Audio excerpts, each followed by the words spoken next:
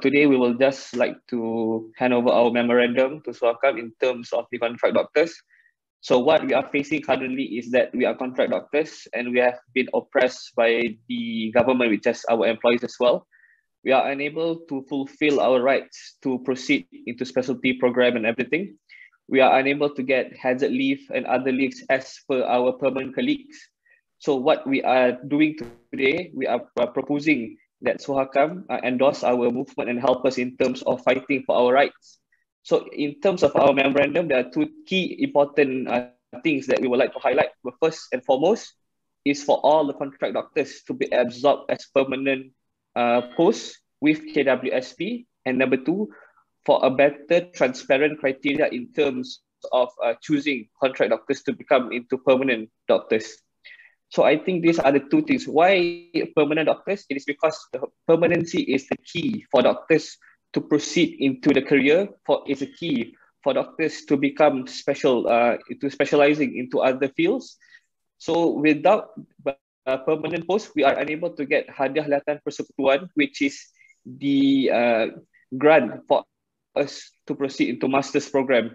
So without permanent posts, we are unable to fulfill our needs and our job to serve the public of Malaysia. So I do think it is very important that this issue is fight and this issue is settled by the government itself.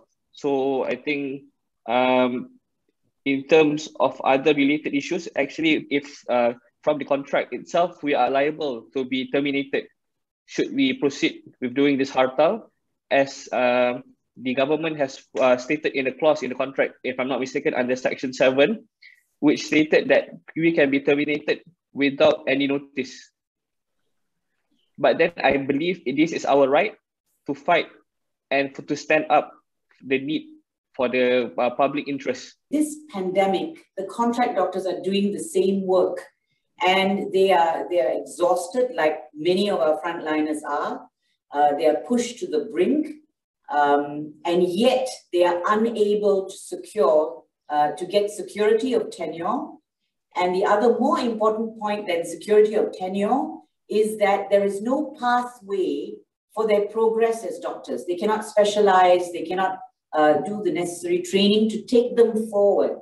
And they are being deprived of that very important opportunity. So I think that is a very key factor for them. They're not just talking about money, etc., but it's just being treated so badly. That's one. Number two, they have a concern. They have announced a hartal on the 26th, which is on Monday. And in the meantime, there is ongoing intimidation of many contract doctors because they are speaking up, because they dare to say what is troubling them. And that is of concern. And if they want to exercise their rights on Monday, it is in the hope that there will be no intimidation. Of course, it would be wonderful if their problems were resolved before then, but it's unlikely. And we also invite Suhakam, if it is possible, to perhaps monitor the situation, whether remotely or in some way, to ensure that there's no infringement of the human rights of the doctors. Most certainly, as I mentioned earlier, I will have to get back to my other commissioners and have a discussion. The other, of course, is that whether we will be there as observers as at your hartal, if it goes on, yeah, then you please inform us which is the place to go and so on. And then, of course, in the meantime, whether a press statement should be issued. So I think the immediate action would be press statement. Please don't get me wrong, but it's all subject to confirmation from my colleagues. I'm only speaking right now for myself. So press statement, presence at the hartal on the 26th. And then at a much later point, I suppose the point that Dato' Ambiga, you mentioned, whether an inquiry, a public inquiry, yes, can be held on this, because it is an important matter. Yeah.